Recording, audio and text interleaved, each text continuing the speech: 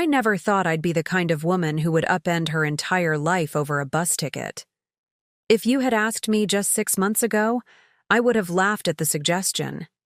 Me, Kendall Wright, the woman who always looked for the good in people, who believed in second chances, who thought marriage was built on compromise and understanding. But life has a way of revealing your breaking point with crystal clarity, often in the most unexpected moments. The envelope sat on our kitchen counter, innocent and unassuming. "For you," my husband Skye had said with a smile that morning before, heading to work. Before we jump back in, tell us where you're tuning in from, and if this story touches you, make sure you're subscribed, because tomorrow I've saved something extra special for you. Our anniversary trip is all set. 10 years of marriage deserved a celebration, and after months of hints and whispered conversations, I was excited to finally know where we were going. I made myself a cup of coffee, savoring the moment, letting anticipation build before I carefully opened the envelope. Inside were 2 items, a printed itinerary for the Amalfi Coast, a dream destination I'd talked about for years, and a ticket. I pulled out the ticket, expecting to see airline information, seat numbers, departure times. Instead, I held a bus ticket, one-way, economy class. An 18-hour journey leaving from the downtown terminal at 5:45 a.m. I blinked, certain I was missing something. Turned the envelope upside down, shook it. Nothing else fell out. I checked the itinerary again. A luxury hotel, reservations at Michelin-starred restaurants, private tours of ancient ruins. This was no budget vacation. So why was I holding a bus ticket? My phone buzzed with a message from Skye. "Found everything? Excited? Had to book myself on a different route since I'm coming straight from the Singapore conference. First class was the only option available last minute. See you at the hotel. Love you." I stared at the message, reading it once, twice, 3 times, the words blurring together. Different route made sense. First class for a last-minute booking. Expensive but logical. But why was I on a bus? An 18-hour bus ride while he flew first class. I called him immediately. No answer. Sent a text. There must be some mistake. With my ticket? 3 dots appeared, disappeared, then reappeared. No mistake. Budget was tight after booking the hotel. The bus is supposed to be quite scenic. Think of the stories you'll have to tell. Gotta run to a meeting. Budget was tight. The words echoed in my head as I opened our banking app, checking our joint account. There it was, a charge for 1 first-class airline ticket, $6,500. And beside it, my bus ticket, $89. Maybe there was a logical explanation. Maybe all flights were booked. Maybe he had airline points he could only use for himself. I scrolled through flight options to our destination for the same day. Plenty of seats available, ranging from $450 to $200. Budget was tight. Tight enough for him to spend $6,500 on himself while sending me on an 18-hour bus journey. I sat down at our kitchen island, the cold marble pressing against my forearms as I tried to make sense of what was happening. This wasn't the first time Skye had prioritized his comfort over mine. There was the business dinner where he'd ordered himself the Wagyu, but suggested I might prefer the chicken. The weekend trip where he'd upgraded his rental car, but asked if I'd mind taking the train to save money.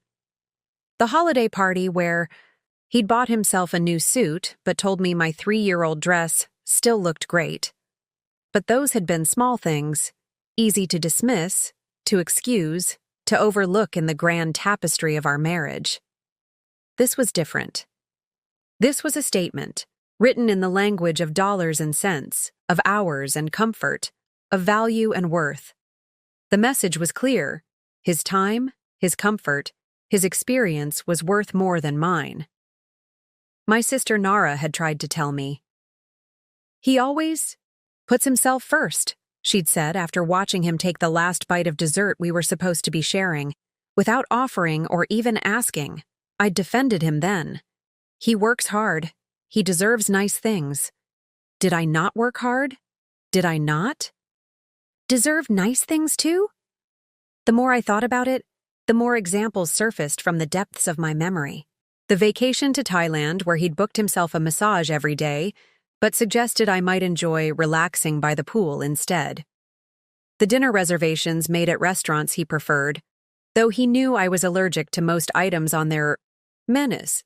The way he always drove when we were together, setting the temperature to his preference despite my shivering. I pulled out my laptop and began searching through our past expenses. There it was, a pattern so obvious I couldn't believe I'd never noticed it before. His clothes cost 3 times what mine did. His hobbies had dedicated budget lines while mine were conspicuously absent. When we ate out at his suggestion, we splurged. When I picked the restaurant, we needed to be careful with money. A decade of small inequities, of minor concessions, of me believing that his happiness was somehow more important than mine. And now, a bus ticket while he flew first class. My phone buzzed again. A photo from Skye, a champagne glass, a wide leather seat, a window showing clouds below. Taking off soon. The perks of working hard, right? Don't worry, I'll save you some airport chocolate. I set the phone down carefully, as if it might shatter under the weight of my realization. This wasn't just about a bus ticket or a plane seat. This was about value, about respect, about partnership. I looked around our kitchen, sleek, modern, designed mostly to his specifications, though I did most of the cooking. I looked down at my left hand, at the wedding ring that symbolized our union, our promise to face life together, equal partners in everything, and I made a decision that would change everything. Before I tell you what decision I made that day in my kitchen, you need to understand who I was before the bus ticket, who we were, how we got there. Skye and I met during my final year of graduate school. I was studying art restoration, spending my days hunched over canvases, carefully bringing faded masterpieces back to life. He was already 3 years into his career at a prestigious consulting firm, all sharp suits and sharper ambition. We met at a gallery opening. I had restored a minor Renoir piece that was being unveiled, and Skye was there with clients. He approached me as I stood nervously by my work, champagne flute clutched too tightly in my hand. "The light in her eyes," he said, gesturing toward the painting, a portrait of a young woman in a garden. "You captured it perfectly. It's like she's alive." I remember being surprised that he understood what made restoration special, not just fixing damage, but reawakening the soul of a piece. Most people thought my job was just cleaning old paintings.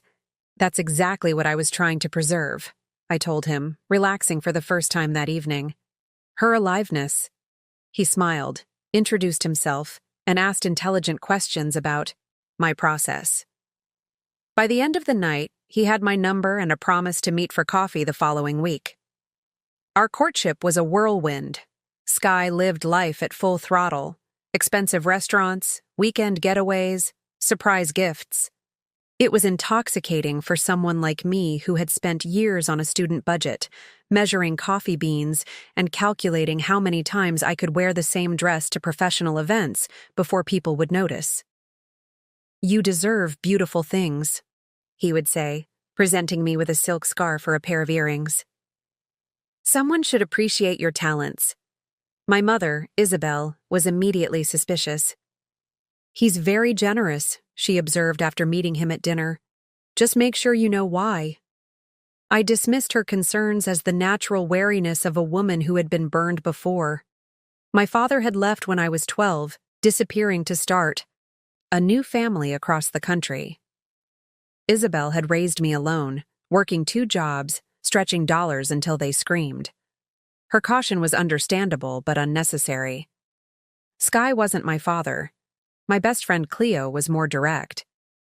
"He likes taking care of you," she said over brunch one Sunday. "Which is fine, as long as you don't forget how to take care of yourself." I laughed. I restored Renaissance paintings with tweezers and a magnifying glass. I think I can handle maintaining my independence. Preparing and narrating this story took us a lot of time, so if you are enjoying it, subscribe to our channel, It means a lot to us. Now back to the story. But the truth was, it was easy to let Skye take the lead. He had opinions about everything: where to eat, what to watch, where to vacation, and his options were always so appealing.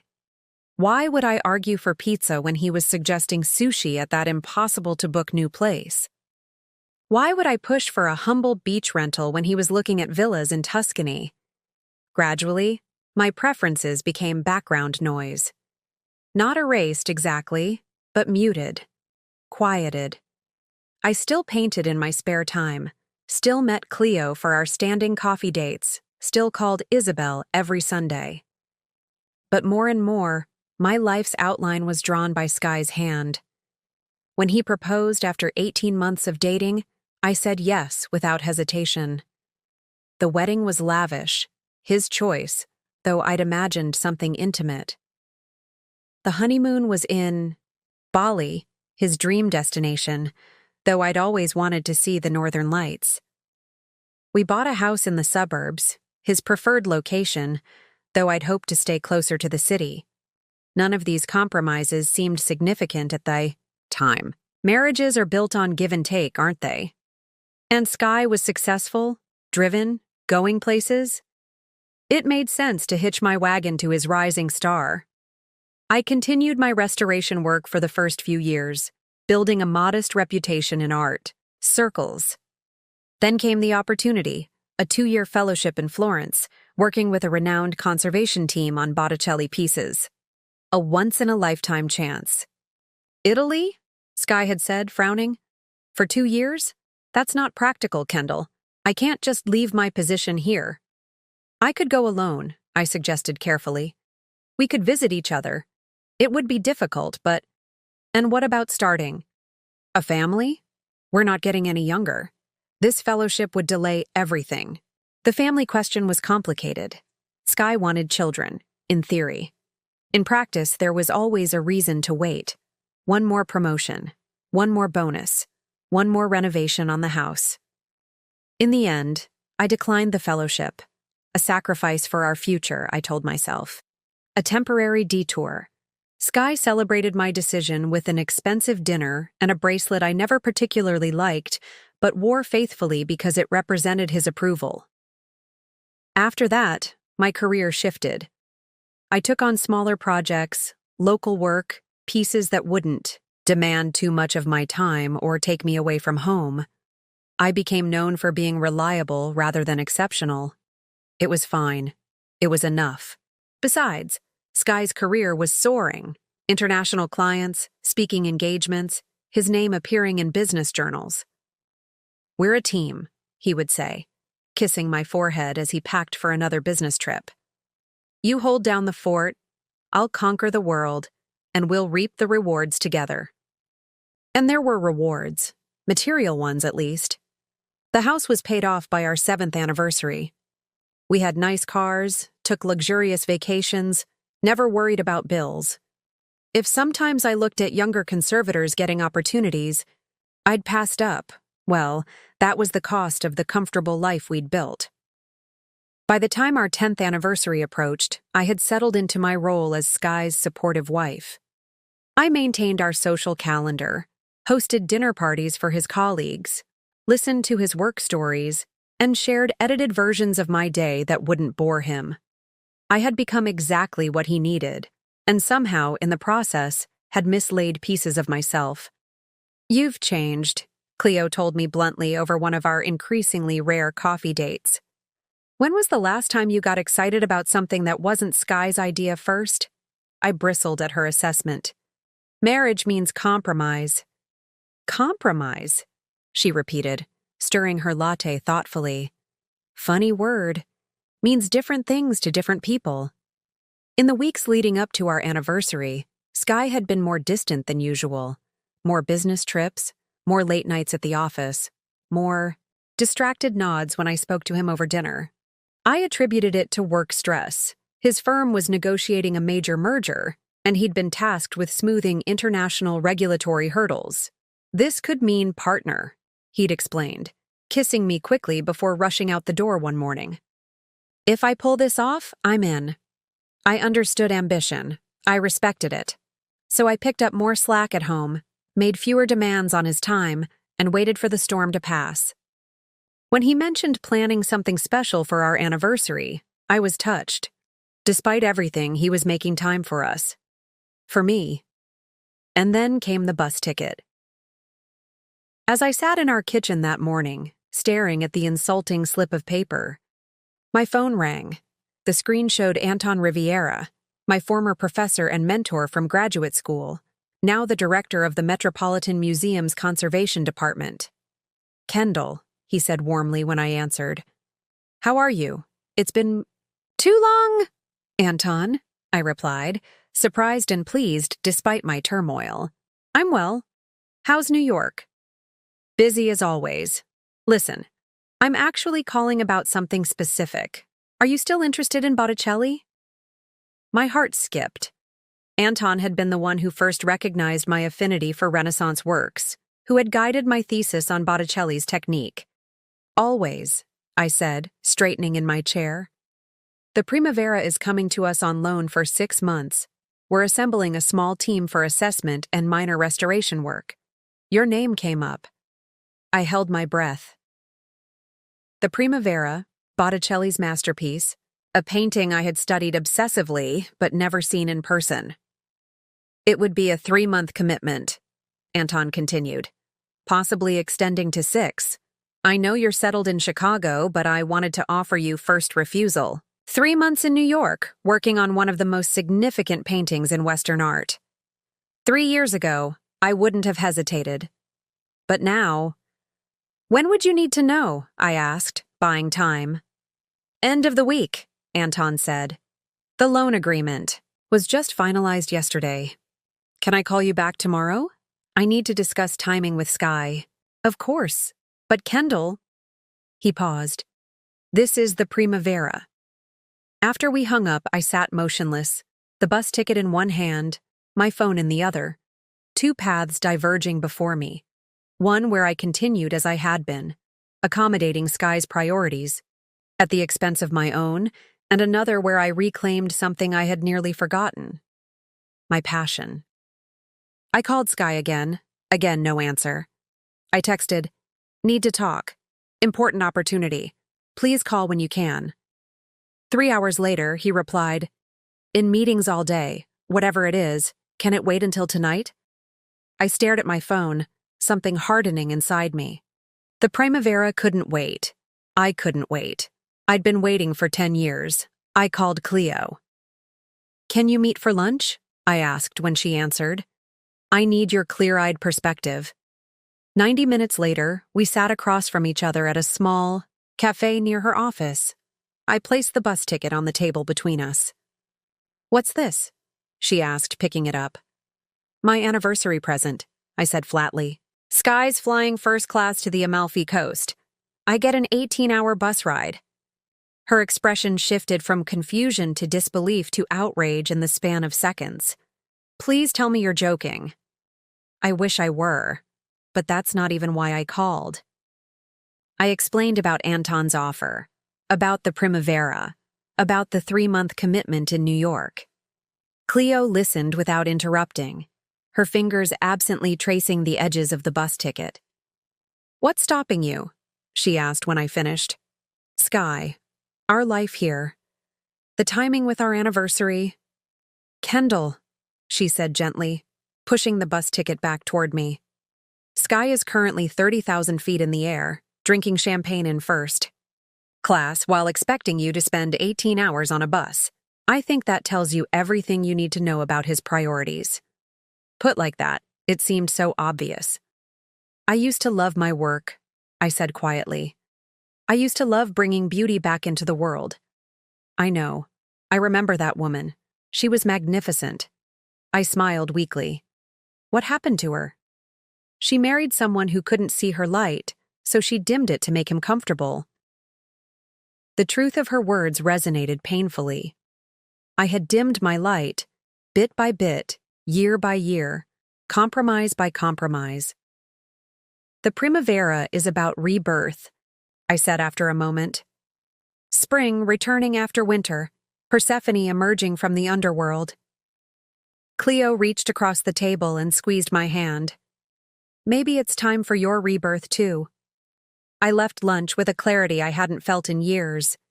I drove home, walked straight to my office, the smallest room in our house, which doubled as storage for Skye's golf equipment, and called Anton. "I'm in," I said when he answered. "The Primavera deserves my full attention." "Excellent," he exclaimed.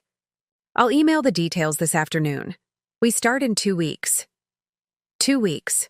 Our anniversary trip was scheduled to begin in 3 days. I would need to make some decisions, and quickly.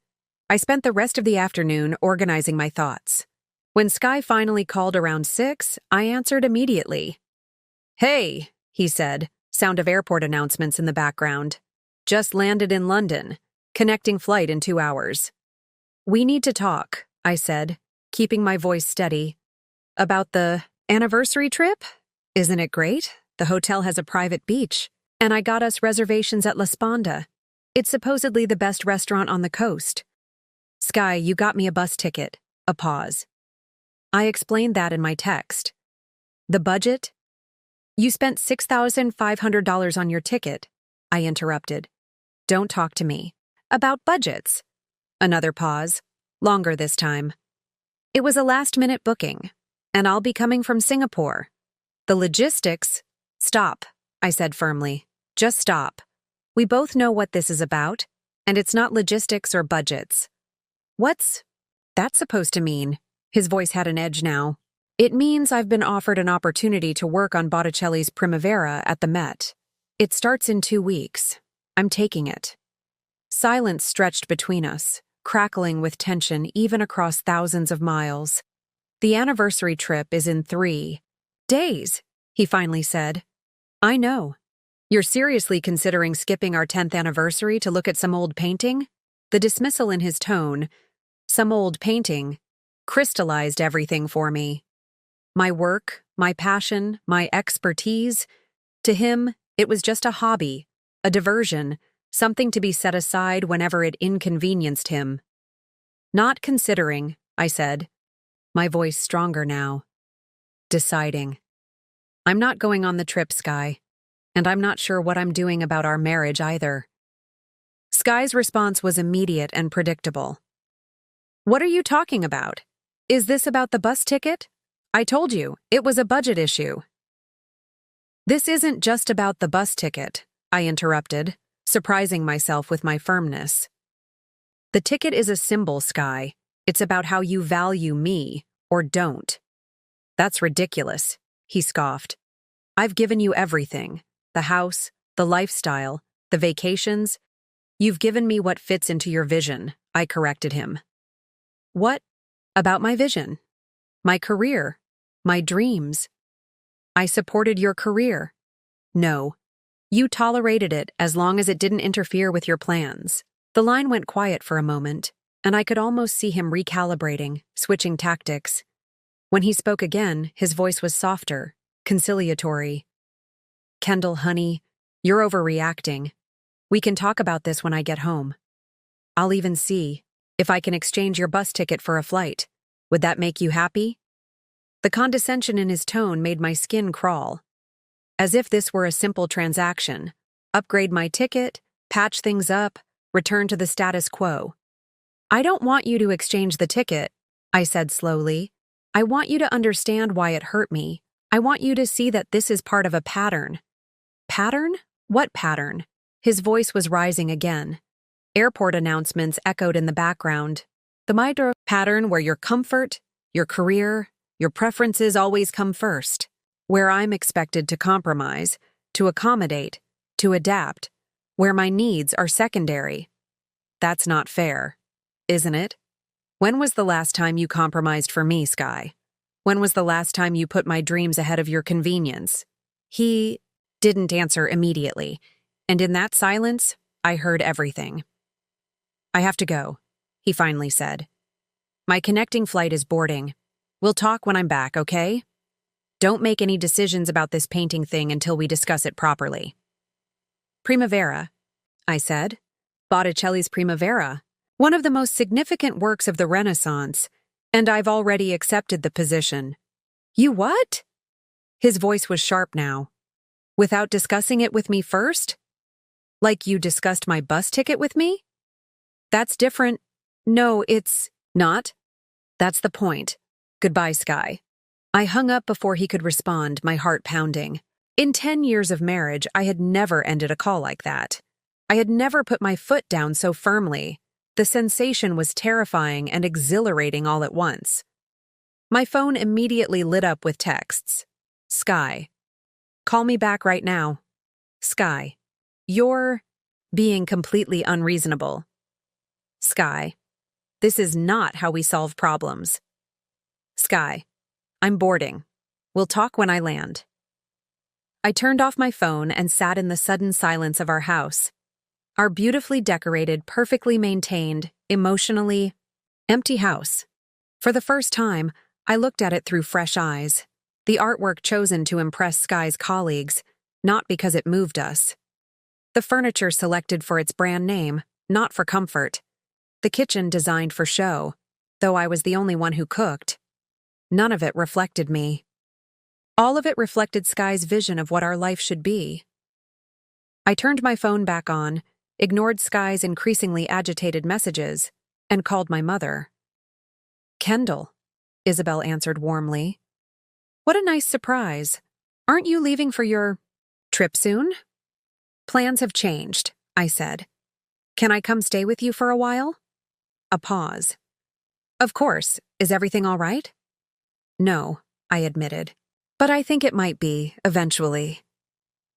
After hanging up, I began to pack.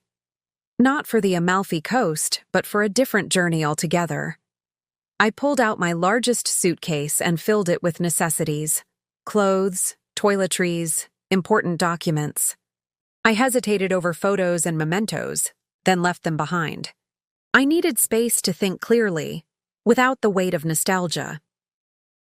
As I moved through the house, selecting what to take and what to leave, I felt as though I were moving through a museum of someone else's life. Here was the living room where we'd entertained Skye's colleagues, all of us performing the roles expected of us. Here was the dining room where I'd served countless meals that Skye barely noticed, too busy checking emails or taking calls. Here was the bedroom where we'd slept side by side, increasingly distant even in intimacy.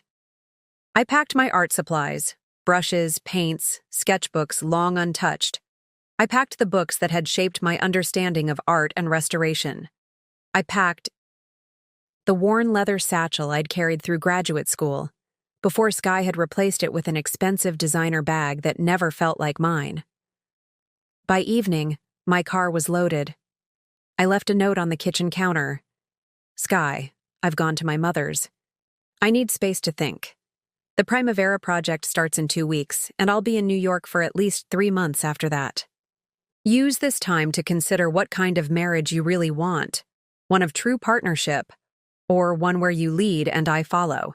The bus ticket was the last straw, but it wasn't the only one. We both deserve more than what we've become. Kendall I drove to Isabel's house in the fading light, the weight of 10 years lifting with each mile that passed. She was waiting on the porch when I arrived, as she had been throughout my childhood, a steady presence in an uncertain world. Oh, my girl, she said, embracing me as I stepped out of the car. What happened? A bus ticket, I said, almost laughing at how absurd it sounded. And a Renaissance masterpiece. She didn't press for details, just helped me bring my bags inside and settled me in my old bedroom, preserved like a time capsule from my younger days. University pennants on the walls, bookshelves crammed with art history texts, the small desk where I'd first learned to hold a paintbrush. Later, over tea at her kitchen table, I told her everything: the bus ticket, Anton's offer, the phone call with Skye. It sounds like you've already made your decision, she observed when I finished. I think I have, I admitted. I'm going to New York. I'm going to work on the Primavera. Beyond that, I shrugged. I don't know. And how does that feel? She asked, watching me carefully. I considered the question, searching for the appropriate emotion. Grief? Regret? Fear? It feels, I said slowly, surprising myself, like waking up. The storm broke at 3:17 a.m.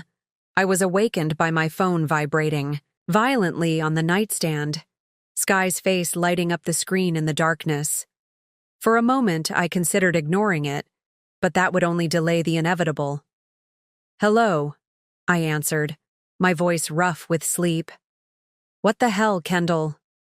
Skye's voice was tight with anger. "I just got home to an empty house and some cryptic note. Is this a joke?" I sat up, switching on the bedside lamp. "No, it's not a joke. So you're just... What? Leaving? Over a bus ticket? You know it's not just about the ticket. Then explain." "It to me," he demanded, "because from where I'm standing, this looks like a complete overreaction. I work myself to the bone to provide for us, to give you a beautiful life, and you're throwing a tantrum because of one travel arrangement?" I closed my eyes, taking a deep breath. 10 years of marriage had taught me Skye's tactics.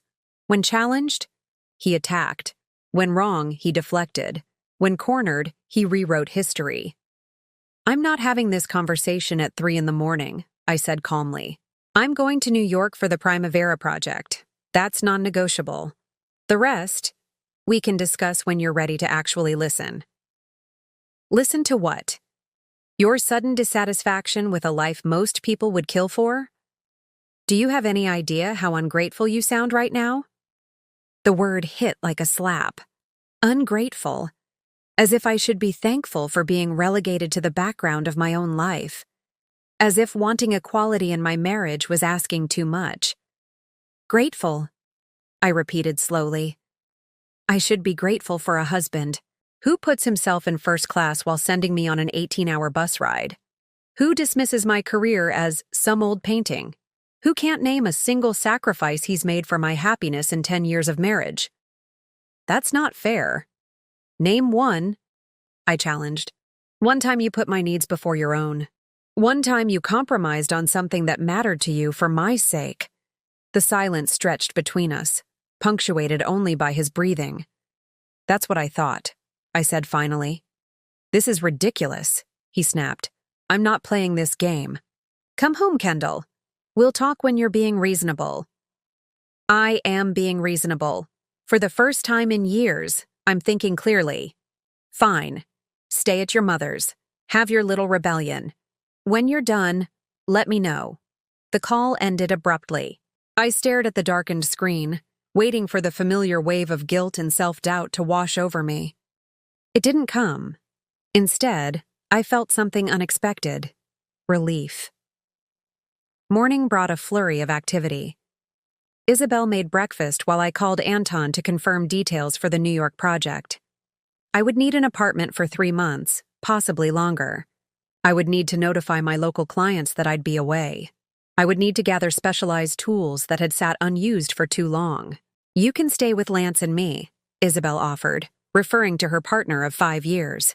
"While you sort out the New York arrangements." Lance was a retired professor who had brought joy back into my mother's life after decades of her raising me alone. He treated her with a gentle consideration that made my heart ache when I compared it to my own marriage. "Thanks, Mom. I think I need a few days to get my bearings." My phone buzzed with a text from Cleo. "How did he take it?" I typed back. "About as well as you'd expect. Currently in the you're being unreasonable phase." Her response came quickly. Translation: "I can't believe my doormat is standing up." I laughed despite everything.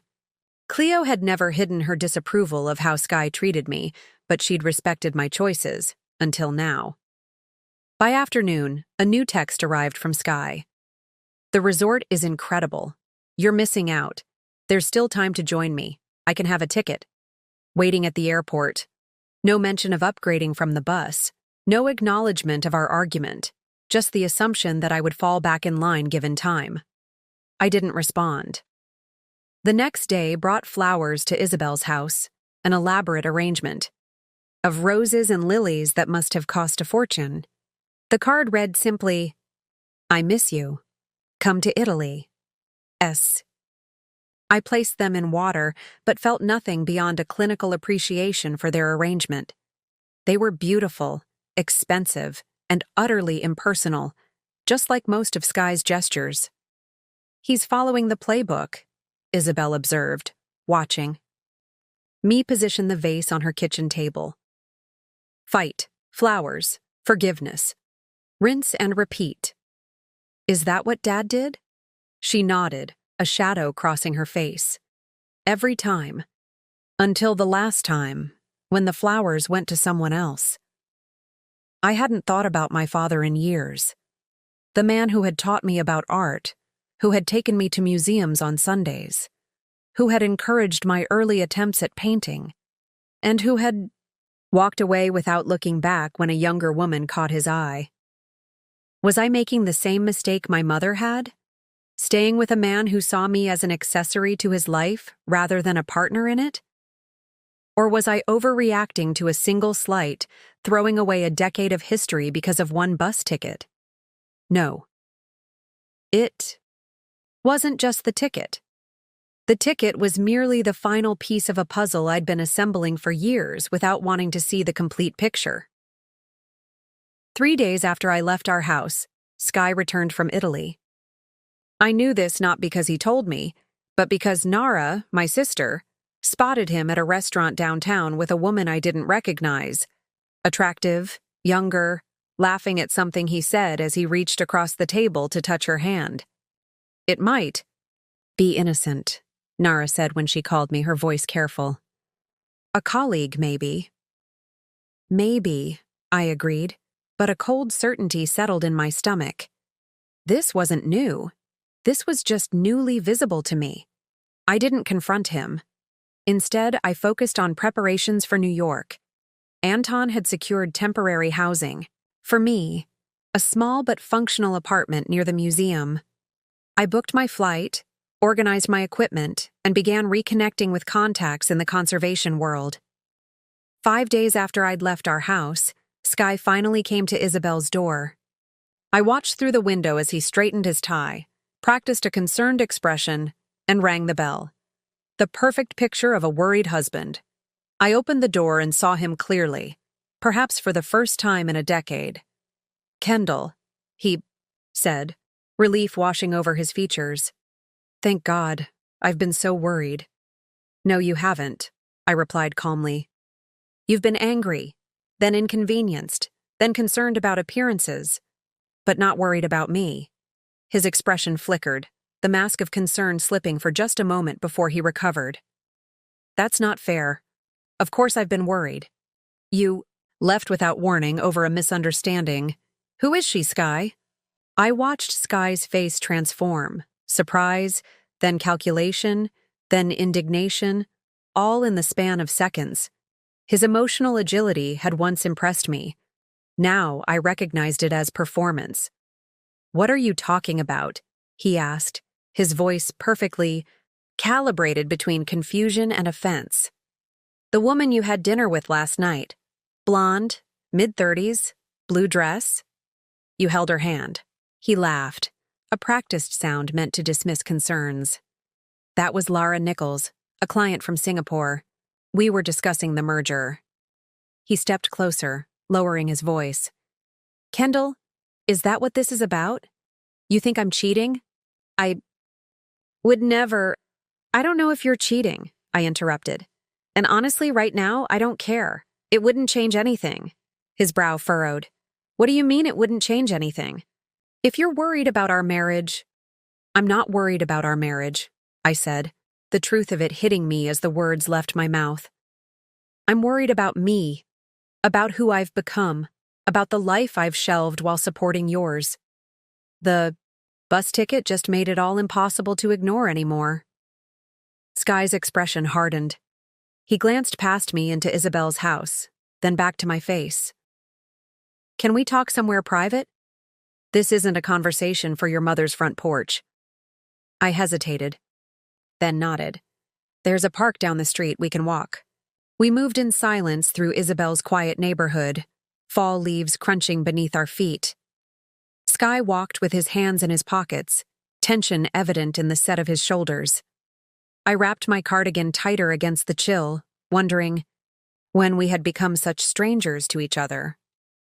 At the park, we found a bench overlooking a small pond. A few ducks paddled lazily across the surface, undisturbed by our human drama. "I don't understand what's happening," Skye finally said. "2 weeks ago, everything was fine. We were planning our anniversary. Now, you're leaving for New York and implying our entire marriage is a mistake." "Everything wasn't fine," I said quietly. "I wasn't fine. I've been slowly disappearing for years, and you never noticed because it was convenient for you. That's not true. I've supported you." "No," I cut in firmly. "You've supported the version of me that fits into your life plan. The dutiful wife who maintains your home, hosts your colleagues, and doesn't make inconvenient demands. Not the artist, not the professional, not the woman, with her own ambitions." He frowned. "You never said you were unhappy." "I shouldn't have had to spell it out. You should have seen me. Really seen me." A jogger passed by, breath-forming clouds in the cool air. Skye waited until they were out of earshot before speaking again. "So, the bus ticket," he began, choosing his words carefully. "That was what? The final straw?" "It was the perfect symbol of how you value me," I replied. "You in first class, me on a bus for 18 hours. You comfortable, me disposable." "It wasn't like that? Then what was it like, Skye? Explain it to me. Make me understand how my husband, who makes 7 figures a year, who just spent thousands on a luxury hotel, decided his wife should take a bus to their anniversary celebration." He had no answer. At least, no honest one. "I made a mistake," he finally said. "I was stressed about the merger, trying to balance everything. I can fix this. Cancel the bus ticket, book you first class." "You still don't get it," I sighed. "This isn't about the ticket anymore. It's about us. About 10 years of small slights and large dismissals. About the fellowship in Florence that I declined because it didn't fit your timeline. About the fact that when I told you I was working on one of the most important paintings in Western art, you called it some old painting." His jaw tightened. "So you're leaving. Just like that. 10 years. Thrown away." "I'm going to New York for the Primavera project," I corrected. "What happens after that depends on both of us." "What does that mean?" I turned to face him fully. "It means I need to know if you can see me, really see me, as an equal partner with dreams as valid as yours. And I need to know if I can rediscover the woman I used to be, the one who wouldn't accept a bus ticket while her husband flew first class." Skye was silent for a long moment, staring at the pond. When he finally spoke, his voice was different, harder, colder. "And if I can't be what you suddenly decided you need?" There it was, the ultimatum beneath the question. Conform to my expectations or lose me. It had worked before, this implicit threat. The fear of losing the life we'd built, the comfort of the familiar, had kept me compliant for years. Not anymore. "Then we'll both be free to find what we do need," I answered steadily. He turned to me, surprise evident in his eyes. He hadn't expected this resistance, this clarity. "You're really willing to throw away our marriage over this?" "I'm willing to save myself," I corrected. "The question is whether our marriage can survive that process." Skye stood abruptly, pacing in front of the bench. "This is insane. You're having some kind of midlife crisis or something." "I'm having an awakening," I replied. "There's a difference." He stopped pacing, staring down at me. "What do you want from me, Kendall? Just tell me what you want, and we can move past this." It was such a Skye question, transactional, solution-oriented, missing the point entirely. As if this were a negotiation that could be settled with the right concession. "I want you to understand why I'm hurt without me having to explain it," I said. I want you to value my career as much as your own. I want you to consider my comfort equal to yours. I want a partnership instead of a benevolent dictatorship." His expression darkened. "That's not fair." "Maybe not," I conceded. "But it's honest." We sat in silence, the distance between us growing despite our physical proximity. After a while, Skye checked his watch, a gesture so familiar it made my heart ache. "I have a conference call in an hour," he said, standing. "I should go." Of course he did. Of course this conversation about our marriage, about 10 years of shared life, had to fit into his schedule. "When do you leave for New York?" he asked, not quite meeting my eyes. "Monday morning," he nodded. "And you're staying at your mother's until then?" "Yes." "I see." He hesitated, then asked, Do you want me to drive you to the airport?" The question caught me off guard. It was such a small gesture, yet so unexpected. For a moment, I glimpsed the man I had fallen in love with, considerate, attentive, thinking of my needs. "No," I said gently. "Cleo is taking me." He nodded again, disappointment flashing across his features before the mask slipped back into place. "If you need anything from the house, I'll let you know." We walked back toward Isabel's in silence. At her driveway, Skye turned to me one last time. "For what it's worth," he said, "I never meant to make you feel less than." I studied his face, searching for the man I had married. "I know. That almost makes it worse." The weekend before my departure for New York passed in a strange limbo. Skye texted periodically, mundane messages that carefully avoided any mention of our conversation or the state of our marriage. "Mail came for you. Should I water the orchids in the sunroom? The Hendersons invited us to dinner next month." I responded to the practical questions and ignored the rest. Each message felt like a tether he was trying to maintain, a reminder of our entangled lives. But with every hour that passed, I felt the tether loosening. Sunday evening, as I packed my final items for New York, Cleo came over with takeout and wine. "To new beginnings," she said, raising her glass. "And to telling the bus ticket where to go." I smiled, clinking my glass against hers. "I still can't believe I'm doing this." "I can," she said simply. "This is the Kendall I've missed, the one who wouldn't settle." We ate cross-legged on Isabel's guest room floor, surrounded by my suitcases. Cleo helped me sort through my tools, reminiscing about our graduate school, days when we'd stay up all night discussing pigment chemistry and conservation ethics. "Remember Professor Ruiz?" she laughed. "How he'd go on those tangents about the moral responsibility of restoration." "You are not merely fixing paint," I mimicked his solemn tone. "You are conversing with history." He was right, though, Cleo said, suddenly serious. "That's what I always loved about watching you work. You treated each piece like it mattered, like you were in conversation with the artist across centuries." Her words touched something deep inside me, a reminder of who I had been before I'd started shrinking myself to fit into Skye's world. Later, after Cleo left, I received a text from an unfamiliar number.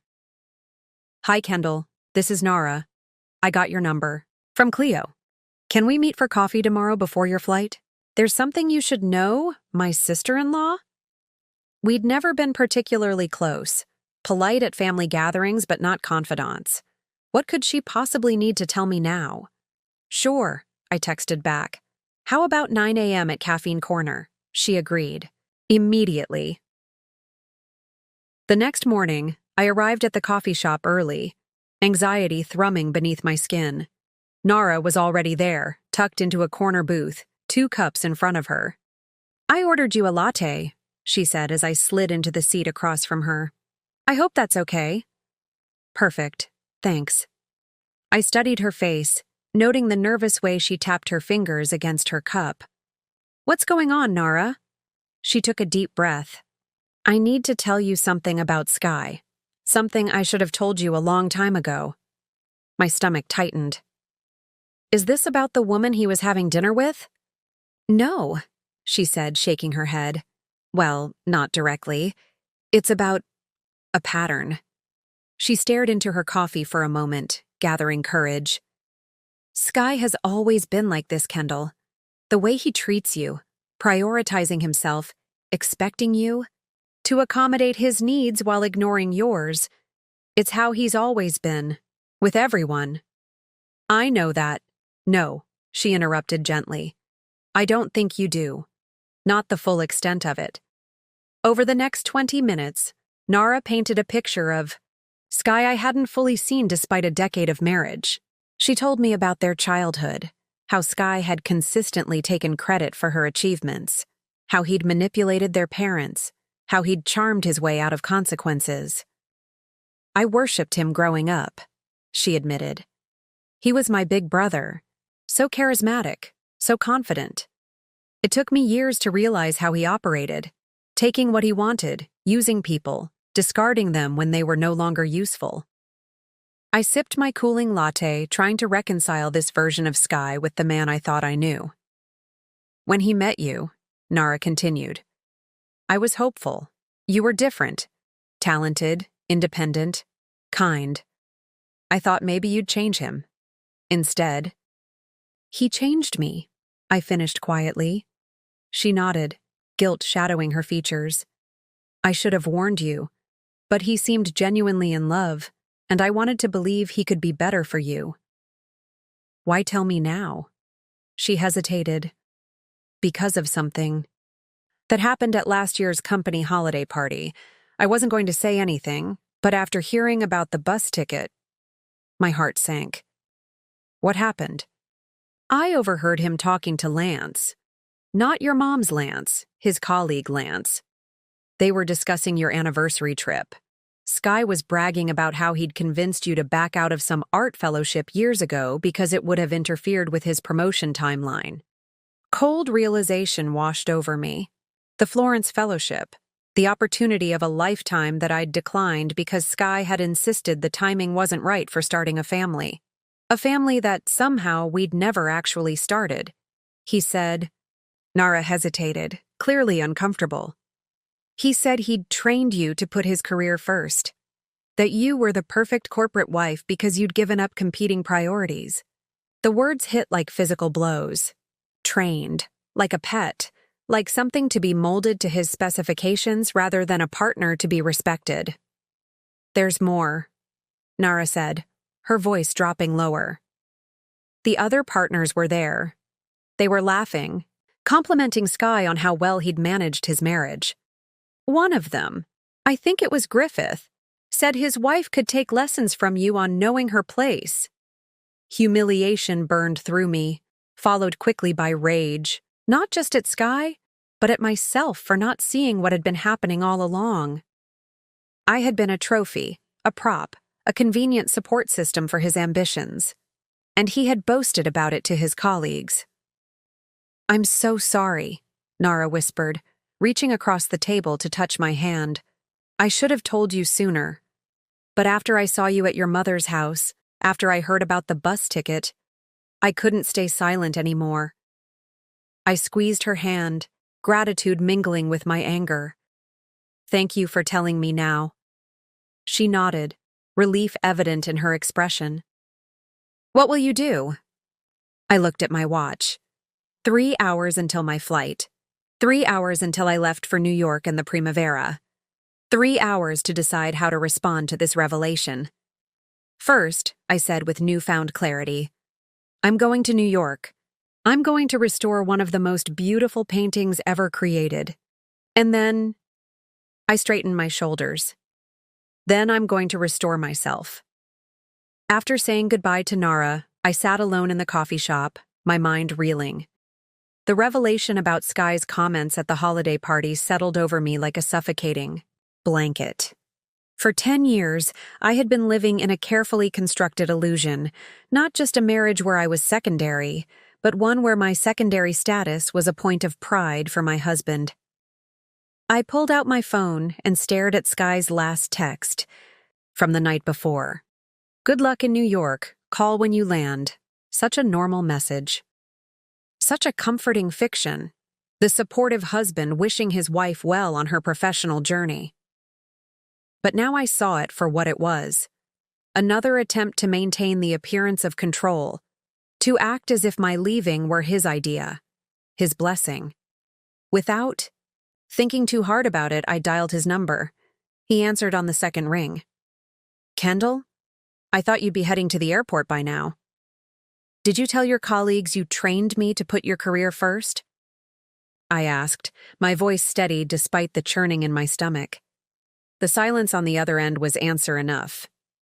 "Kendall," he finally said, his tone cautious. "Whatever you heard was taken out of context." "What's the context, Skye?" I interrupted. "What possible context makes it okay to brag about manipulating your wife? To joke with other men about how I know my place?" Another pause. I could almost see him calculating his response, weighing which approach would be most effective in diffusing my anger. "It was just stupid workplace talk," he said finally. "Men saying things they don't mean to sound impressive. You know how it is?" "No," I said coldly. "I don't know how it is to degrade someone I claim to love for social points." "You're overreacting. Stop telling me I'm overreacting."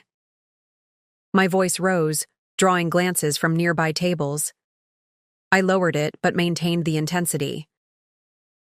"That's what you always do. Minimize my feelings, dismiss my concerns, gaslight me into thinking I'm crazy for being hurt by your actions." "Gaslight? Jesus, Kendall, where is this coming from? This doesn't sound like you." "No," I agreed. "It doesn't sound like the version of me you created. But it's actually me, Skye, the real me, the one who's finally seeing our marriage for what it really is." I could hear him moving, papers shuffling in the background, probably in his office, probably annoyed that this conversation was cutting into his workday. "Look," he said, his tone shifting to the calm, reasonable voice he used in negotiations. "You're upset. I understand. Let's talk about this when you get back from New York. A few weeks apart will be good for both of us. Give us perspective." "You still don't get it," I said, amazed at his ability to miss the point entirely. "This isn't a temporary situation. I'm not coming back to the way things were, ever." "What are you saying?" I took a deep breath. "I'm saying that our marriage as it existed is over. I don't know what comes next, but I know it won't be me shrinking myself to fit your expectations ever again." "All this over a bus ticket," he muttered. "No, Skye. All this over 10 years of 1,000 tiny bus tickets. 1,000 moments where you made it clear that your comfort, your convenience, your priorities matter more than mine. The actual bus ticket was just the last one I was willing to accept. So that's it? 10 years thrown away? Those are your words, not mine," I said. "I didn't throw anything away. I fought for this marriage by compromising year after year. You're the one who took that for granted." I could hear him breathing, the familiar pattern of controlled anger. "What exactly do you want from me, Kendall?" Even now, he was framing this as a negotiation, an inconvenient problem to be solved so we could return to the status quo. "I want nothing from you right now," I said honestly. "I'm going to New York. I'm going to work on the Primavera. I'm going to rediscover who I am outside of your shadow. After that, we'll see. And if I'm not waiting when you decide to come back?" There it was, the implicit threat that had kept me in line for so long. The suggestion that I was replaceable, that my position as his wife was conditional on my compliance. "Then, that will be your choice," I said, surprised by how little the threat affected me now. "But you should know that your colleagues' wives have reached out to me." "What?" His voice sharpened. "What are you talking about?" "Cleo knows Diane Griffith from her yoga studio, and Diane knows Margaret Foster. And apparently they all know about your little corporate wife comments at the holiday party. They're taking me to dinner in New York next week." This was a bluff, a complete fabrication born of anger and hurt. but the sharp intake of breath on the other end told me it had hit its mark. Kendall, you can't. Those were private comments. Like the Florence Fellowship was private? Like the way you manipulated me was private? You made our marriage a punchline, Skye. You humiliated me in front of your colleagues. It wasn't like that. It was exactly like that. And now I'm hanging up because I have a plane to catch. Ended the call before he could respond, my hands trembling slightly. I had never spoken to Skye like that. Had never stood my ground so firmly against his attempts to manage me. The bluff about his colleagues' wives had been impulsive, but as I gathered my things to leave, I realized it wasn't a bad idea. I knew their names from years of company functions. I had spoken with them at holiday parties and summer barbecues. What if I did reach out? What if we did have dinner? My phone buzzed with texts from Skye. This is ridiculous. Call me back. You're making a huge mistake. Those comments were years ago. People say stupid things. At least tell me which wives contacted you. I silenced my phone and slipped it into my pocket. Let him wonder. Let him worry about what was being said about him. For once. Outside, Cleo was waiting in her car to drive me to the airport. She took one look at my face and asked, "What happened?" "I just had the most honest conversation of my marriage," I said, buckling my seatbelt, "and possibly burned it to the ground." She pulled away from the curb, glancing at me with concern. "Are you okay?" The question made me pause. Was I? I had just confronted my husband about years of manipulation. I had possibly ended my marriage of 10 years. I was flying to a new city for a job I hadn't done at this level in years. Strangely, beneath the turmoil and uncertainty, I felt something unexpected. Relief. "No," I admitted. "I'm not okay, but I think I might be, eventually." As we drove toward the airport, my phone continued to vibrate in my pocket. Skye, still trying to regain control of the situation. Of me. But with every mile that passed, his reach felt weaker, his influence diminishing. By the time we reached the departures terminal, I had made another decision. I removed my wedding ring and placed it in a zippered compartment of my purse, traveling. "Light?" Cleo asked, noticing the gesture. "Just bringing the essentials," I replied. New York greeted me with its characteristic indifference, a city too busy, too vibrant to notice one more person seeking reinvention within its crowded streets. The temporary apartment Anton had arranged was small but charming, a fifth-floor walk-up in the village with worn hardwood floors and windows that caught the morning light perfectly. On my first morning, I woke before dawn, momentarily disoriented by the unfamiliar ceiling, the distant hum of traffic that never quite stopped. For a breath, panic fluttered in my chest. What had I done? Left my husband, my home, my carefully constructed life for what? A 3-month contract and an uncertain future? Then I remembered the bus ticket, the perfect corporate wife comments. The years of shrinking myself to fit Skye's expectations. The panic receded, replaced by a quiet determination. My first day at the Metropolitan Museum was a homecoming of sorts. The conservation laboratory was a temple to patience and precision, specialized lighting, magnification equipment, carefully organized tools and pigments. The scent of solvents and varnish brought back memories of graduate school, of the person I had been before. "Kendall," Anton greeted me, his familiar Italian accent warming my name. "Welcome back to the world of the living." He introduced me to the small team assembled for the Primavera project, 2 senior conservators named Mira and Javier, and a graduate student, Elliot. All experts, all passionate about the work. "The painting arrives tomorrow," Anton explained as he showed me around. "We'll begin with a comprehensive assessment, UV examination, infrared reflectography, microscopic analysis of previous restoration work." I nodded, already mentally cataloging the approaches we might take, the challenges we might face. This was familiar territory, a language I still spoke fluently despite years of disuse. That evening, I returned to my apartment exhausted but exhilarated. I'd spent the day reviewing the Primavera's documented history, studying previous conservation reports, preparing for the painting's arrival. My mind buzzed with possibilities, with the intellectual challenge ahead. I realized with a start that I hadn't checked my phone all day. When I finally did, I found a flurry of messages from Skye, alternating between anger, bargaining, and forced nonchalance. I skimmed them without responding, then noticed a text from an unfamiliar number. Kendall, this is Diane Griffith. Cleo mentioned you're in New York. I heard about what happened. Would love to meet for coffee if you're open to it. No pressure. I stared at the message, my heart racing. Diane Griffith, wife of James Griffith, one of Skye's senior colleagues. The same Griffith who had apparently commented that his wife could take lessons from me on knowing her place. My bluff about connecting with the colleagues' wives had been just that. A bluff. Yet somehow, improbably, it was materializing into reality. I hesitated, then replied, "Thanks for reaching out, Diane. Coffee would be lovely." "I'm free this weekend," she responded immediately. "Perfect. Saturday at 11?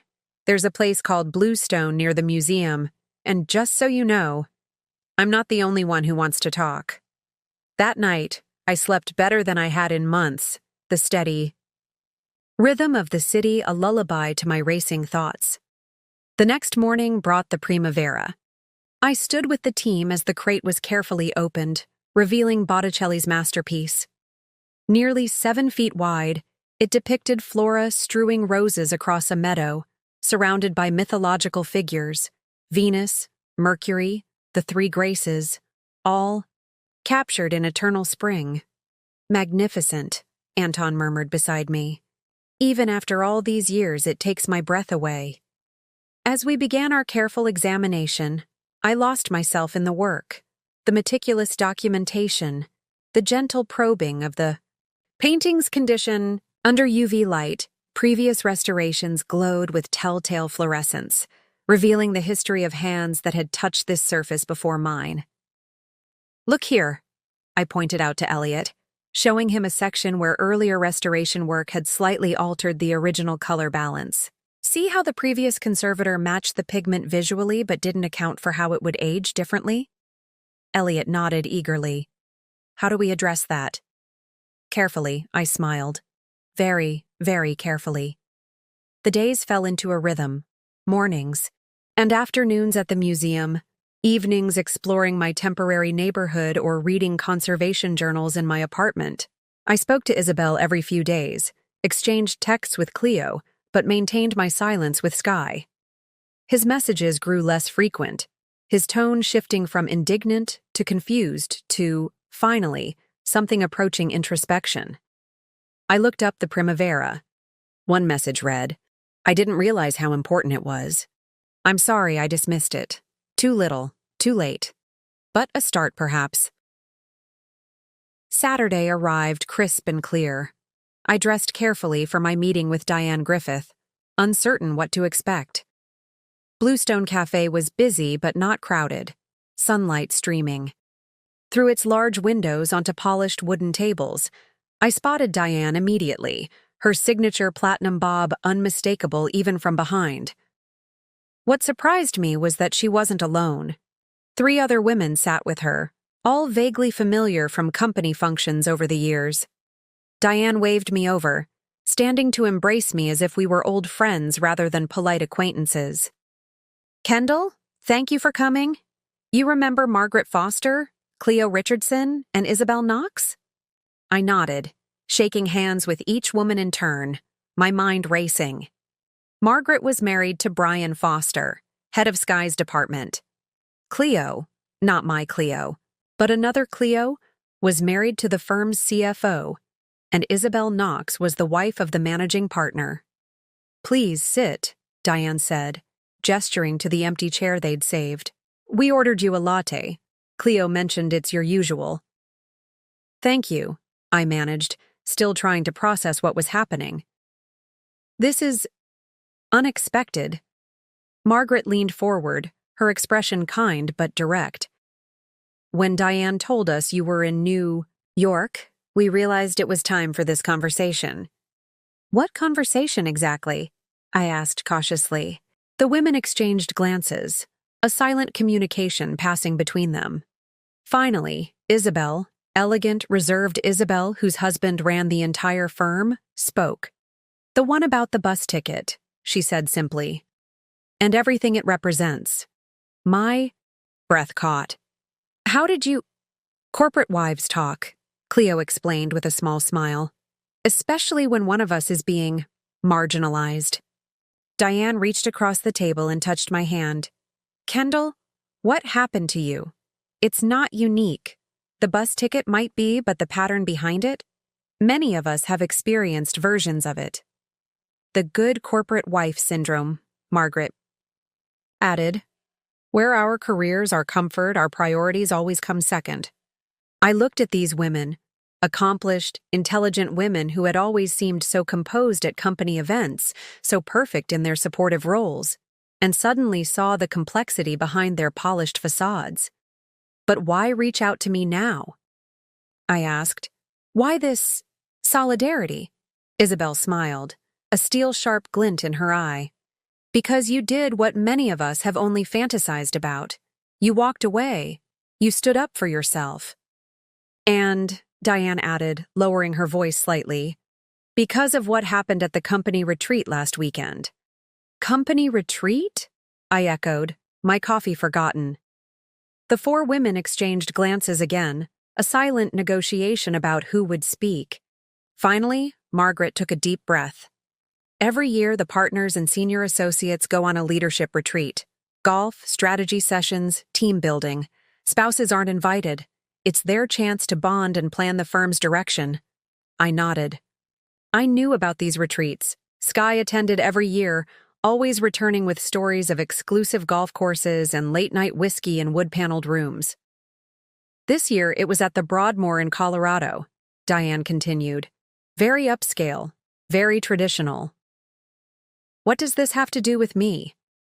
I asked, though something in their expressions told me I already knew. Isabel leaned forward slightly. Apparently, your name came up during one of the dinners.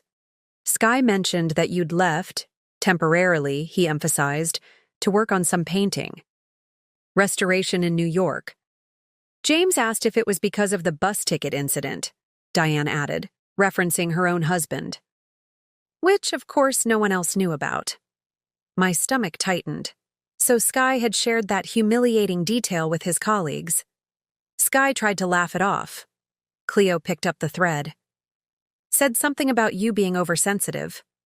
But then Simon, my husband, reminded everyone about those comments Skye made at last year's holiday party. About training you to be the perfect corporate wife. Margaret nodded. And that's when Anton spoke up. I blinked in confusion. Anton? My Anton? The museum director? Anton Riviera, Isabel confirmed. He was there as a guest speaker, something about art as an investment strategy. Apparently he overheard the conversation. My mind raced, trying to picture the scene. Anton, elegant and cultured, in a room full of corporate lawyers discussing my marriage. What did he say? I asked, my voice barely above a whisper. He said, Diane replied, clearly relishing the moment, that Kendall Wright was one of the most talented conservators he'd ever worked with. That you'd been offered a prestigious fellowship in Florence years ago, but declined it. And that the Primavera project specifically requested you because of your exceptional skill with Renaissance works. I felt heat rising to my face, part embarrassment, part pride. Then, Margaret continued, he mentioned that several major museums were considering establishing permanent positions for conservators with your specialized expertise, that your work on the Primavera could be career-defining. The women watched me, gauging my reaction. I struggled to find words. Our husbands came home with a very different perspective on your departure. Isabel said gently. And on Skye. What do you mean? I asked. Cleo smiled grimly. Let's just say that bragging about manipulating your wife loses its charm when an internationally respected art expert describes her as a rising star in her field. Especially, Diane added, when half the partners have daughters with professional ambitions of their own. I sat back, absorbing the implications. My private marital issues had become a topic of conversation among the firm's leadership, ordinarily a mortifying thought. But something had shifted. The narrative had changed. Harold actually asked Skye, right there at the table, if he'd ever taken a bus while you flew first class, Isabel said, referring to her husband, the managing partner. The question didn't go over well. I could imagine Skye's reaction. The flash of anger quickly masked by his corporate smile, the calculated response designed to redirect. But this time, it seemed, his charm had failed him. The retreat ended. Early for Skye, Margaret explained. He left the next morning, citing personal matters. But that's not all, Diane continued, leaning closer. When the partners returned, there was a meeting. Harold asked Brian to reevaluate Skye's involvement in the Singapore merger. My eyes widened. The Singapore merger, Skye's path to partnership. They're reconsidering his promotion? I asked, hardly believing what I was hearing. Harold called it a character assessment, Isabel replied carefully. He said the firm needed partners who demonstrated respect and integrity in all their relationships. The irony wasn't lost on me. Skye, who had built his career on appearances, was now being judged on the reality behind his carefully constructed facade. I don't understand, I said finally. Why are you telling me this? What do you want from me? The four women looked at each other, then back at me. Nothing, Margaret said simply. We're not asking you to do anything. Not to go back to him. Not to forgive him. Not to intervene with the firm. We just thought you should know, Diane added, that your story had an impact, that it mattered. And, Cleo said with a small smile, that we'd like to be friends. Real friends, not just corporate function acquaintances. Isabel nodded. We all have our own versions of the bus ticket, Kendall, some more literal than others. But what you did, standing up for yourself, reclaiming your career, it resonated with us. I looked at these women, accomplished, intelligent women who had their own stories, their own compromises, their own regrets, and felt an unexpected sense of community. I'd like that, I said softly. The friendship part, I mean. As we finished, our coffee. The conversation shifted to their lives, their interests, their own professional backgrounds that had been obscured by their husbands' careers. Margaret had been a corporate attorney before stepping back to raise children. Diane held patents in biomedical engineering. Cleo had published poetry under a pseudonym for years. Isabel served on the boards of 3 major arts organizations. We parted with promises to meet again, with genuine hugs and exchanged phone numbers. As I walked back toward my apartment, my phone buzzed with a text from Skye. We need to talk. Things are complicated at the firm right now. Please call me. For the first time since leaving, I felt no anxiety at seeing his name on my screen. No guilt, no confusion, just clarity. I typed a simple response. I know about the retreat and the partnership review. I'm busy with the Primavera. We can talk when I'm ready. Then I silenced my phone and continued walking, the spring sunshine warm on my face. I had conservation notes to review, techniques to consider, a masterpiece waiting for my attention. Skye's crisis could wait. That evening, as I sat at my small kitchen table reviewing UV photographs of the Primavera, my phone rang. Not Skye, but Anton. I hope I'm not interrupting your work, he said when I answered. Just reviewing the documentation, I assured him. Everything okay? He paused for a moment. I should perhaps apologize. I may have spoken out of turn at a corporate event recently. About your professional accomplishments. I smiled, though he couldn't see it. I heard. No apology necessary. Ah, good. Another pause. There's something else I wanted to discuss. The Uffizi has expressed interest in creating a permanent conservation role after the Primavera project. They specifically asked if you might be available. My heart skipped. The Uffizi? In Florence? The very same, he confirmed. The position would focus on their Botticelli collection initially, but would expand to include other Renaissance works. It would mean relocating to Italy, of course, Florence, the city I had dreamed of, the opportunity I had surrendered for a marriage that had diminished rather than elevated me. I don't expect an answer now, Anton continued. The Primavera is our priority, but I wanted you to know that your options are expanding. After we hung up, I stood by the window of my temporary apartment, looking out at the New York skyline, glittering in the darkness. Florence, a permanent position. A life rebuilt around my passion rather than someone else's convenience. My phone buzzed again. Another message from Skye. Please, everything is falling apart here. I need you. 3 weeks ago, those words would have pulled me back immediately. 3 weeks and 1 bus ticket ago, I would have set aside my own needs to rescue him from the consequences of his actions. But now? I set the phone down without responding and returned to my work.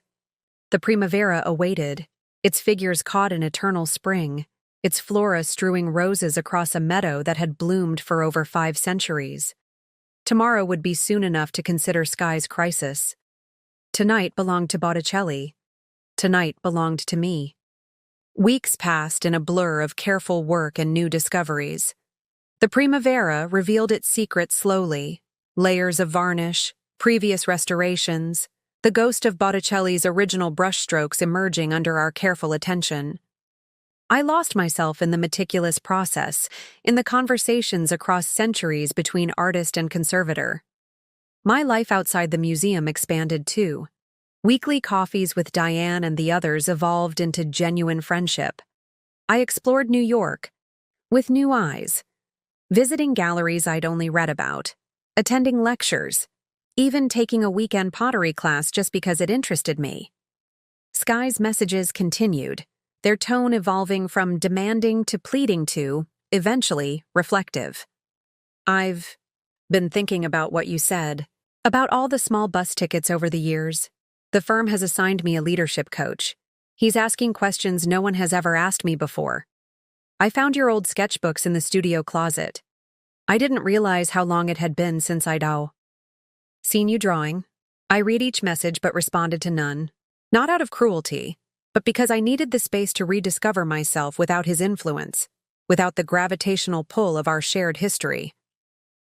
1 month into the Primavera project, I received a large envelope at my apartment. Inside was a folded document, divorce papers, and a handwritten note from Skye. Kendall, I'm not filing these.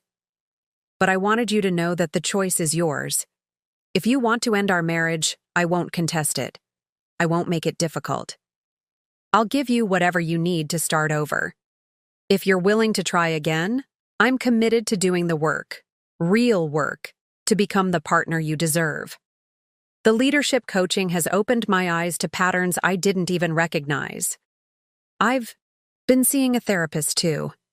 He's helping me understand why I've always put my needs first. Either way, I respect your decision. Take all the time you need. Skye. I sat with the papers in my lap for a long time, emotions washing through me in waves. There was no manipulation in his note, no subtle pressure, none of the tactics he would have employed in the past. Just a simple acknowledgement of my agency, my right to choose. 2 months into the project, as we made progress on addressing the previous restoration issues in the Primavera, Nara called. Just checking in, she said when I answered. How's New York? How's the painting? Both beautiful, I replied honestly. How are things there? She hesitated. Different. Skye's changed. He asked me to have lunch last week, just the 2 of us. He apologized for how he treated me growing up, for taking credit for my achievements, for manipulating our parents. In 20 years, he's never acknowledged any of that. I absorbed this information, uncertain how to respond.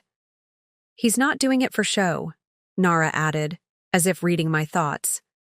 No one was there. He's not telling anyone about it. He just seemed genuinely sorry. After we hung up, I pulled out the divorce papers again, running my fingers over the blank signature line. The choice was mine. It had always been mine.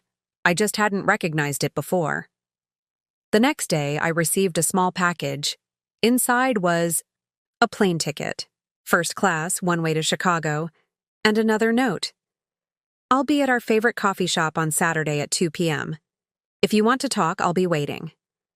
If not, I understand. No pressure, no expectations, just an invitation. Skye. The ticket was dated for the coming weekend, just a few days away. I brought the ticket to the museum, tucking it into my work bag as I focused on a particularly challenging section of the Primavera. As I worked, I thought about choices. Botticelli's choices in pigment and composition, my choices in conservation approach, and the larger choices that shaped a life. You seem distracted today, Anton observed as we were packing up our tools. That evening, I smiled ruefully, just thinking about paths not taken, and paths that might still be available. He nodded sagely. The Uffizi position? That, I acknowledged, and other things. Personal things. Ah. He closed his case of specialized brushes with careful precision. You know, Kendall, the beauty of restoration work is that it requires both technical skill and profound patience. We must respect the original work while acknowledging that time changes everything. The pigments, the varnish, our understanding of what we're seeing. I waited, sensing he was building to something. Sometimes, he continued, the most challenging. Restorations are not the ones with the most damage, but the ones that have been improperly restored before. Correcting well-intentioned but harmful interventions requires even greater care than addressing original decay. Are we still talking about paintings, Anton? I asked with a small smile. His eyes twinkled. Perhaps not exclusively, but the principle remains true in many contexts. That night, I spread everything out on my small kitchen table, the divorce papers, the plane ticket, my notes on the Uffizi position, a calendar marking the remaining weeks of the Primavera project. All the possible futures laid before me like diverging paths in a garden. The bus ticket that had started everything was long gone, discarded in the aftermath of my departure. But its impact remained, the awakening it had triggered, the journey it had set in motion. My phone buzzed with a text from Cleo. My Cleo, not corporate wife Cleo. Whatever you decide, I've got your back. I took a deep breath and made my choice. The flight to Chicago was smooth, the first-class seat comfortable. I spent the journey looking out the window at clouds that reminded me of Botticelli's billowing draperies, contemplating the symmetry of it all. Months ago, Skye had flown first class while expecting me to take a bus. Now he had sent me a first-class ticket with no expectations at all. I arrived at our favorite coffee shop 15 minutes early, choosing a table by the window where I could see him approach. The familiar setting felt strange now, as if I were visiting a place I had known in childhood, recognizable but no longer mine. Skye arrived precisely at 2 p.m. He looked different, thinner, less polished, his usual confident stride replaced by something more hesitant. He scanned the cafe, his eyes finding mine across the room. The flash of relief on his face was unmistakable. He ordered at the counter before joining me, setting 2 cups on the table as he sat down. Lavender latte, he said, pushing one toward me. Still your favorite? I nodded, wrapping my hands around the warm cup. Thank you for the ticket. Thank you for coming. He studied my face. You look radiant. New York agrees with you. It's not New York, I said quietly. It's me. I agree with me now. A small smile touched his lips. I can see that. We sat in silence for a moment, the background noise of the cafe washing over us. So many conversations had happened at this table over the years, plans made, decisions reached, stories shared. Now we were writing the final chapter, one way or another. I've been doing a lot of thinking, Skye finally said, about who I've been, about the husband I thought I was versus the husband I actually was. I sipped my latte, giving him space to continue. The bus ticket, he said, shaking his head. When you first confronted me about it, I couldn't understand why you were so upset. In my mind, it was just logistics. But now I see it. It was never about the ticket itself. No, I agreed. It wasn't. It was about a pattern where my comfort, my convenience, my career always came first. Where I expected you to arrange your life around mine because I believed, without ever actually saying it, that my contributions were more valuable. His words echoed my own thoughts from months ago, but there was no satisfaction in hearing him acknowledge what I had always known. Only a quiet sadness for all the time wasted. The partnership is officially off the table, he continued. Harold made that clear last week, and you know what? I'm relieved. The person I was becoming to get that promotion, I don't like him very much. I studied his face, looking for signs of the old Skye, the calculation, the performance, the subtle manipulation. I found none. What do you want, Skye? I asked directly. Why did you ask me here? He took a deep breath. I want to apologize. Properly, fully, without excuses. I'm sorry, Kendall. Not just for the bus ticket, but for all of it. For the fellowship you declined because of me. For making you feel like your dreams were secondary. For talking about you to my colleagues like you were an asset I'd acquired rather than a person I loved. His voice caught on the last word. He cleared his throat before continuing. I'd also like to tell you that I would understand, completely understand, if you signed those divorce papers. You deserve a life where you're valued, where you can pursue your passions without compromise. And if I don't sign them? I asked. Carefully. Then I'd like the chance to be the partner you deserve. Not the man I was, but someone better. Someone who sees you, really sees you, and celebrates your success instead of feeling threatened by it. He paused. I've been offered a position at a smaller firm. Less prestigious, more focused on work-life balance. I'm considering it. I nodded, absorbing this information. The old Skye would never have considered stepping back from the partnership track. This was indeed something new. Anton offered me a permanent position at the Uffizi, I said.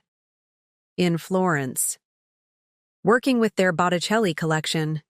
Skye's expression flickered. Surprise, then understanding. The fellowship you gave up. A version of it, yes. Are you going to take it?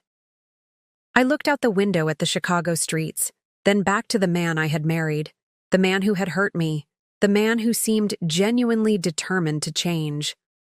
I haven't decided yet, I said truthfully. But what I have decided is this. Wherever I go, whatever I choose, I'll never take another bus ticket while someone else flies first class. Not from you, not from anyone. Skye nodded slowly. That seems like the right place to start. I reached into my bag and pulled out the envelope with the divorce papers, placing it on the table between us. I haven't signed these, I said. But I'm keeping them, as a reminder that I always have choices. Fair enough, he replied. Outside, spring was arriving in Chicago, trees budding, flowers pushing through soil, the world renewing itself after winter's dormancy. Like Botticelli's Flora strewing roses across the meadow, like the primavera itself, a testament to rebirth, to second chances, to the eternal possibility of beginning again. Whether those possibilities included Skye remained to be seen. But, for the first time in years, the choice was truly mine, made from a place of strength rather than fear, of self-knowledge rather than self-doubt. And that, more than first-class tickets or prestigious positions, or even the mending of what was broken, was the true victory. Up next, you've got 2 more standout stories right on your screen. If this one hit the mark, you won't want to pass these up. Just click and check them out. And don't forget to subscribe and turn on the notification bell so you don't miss any upload from us.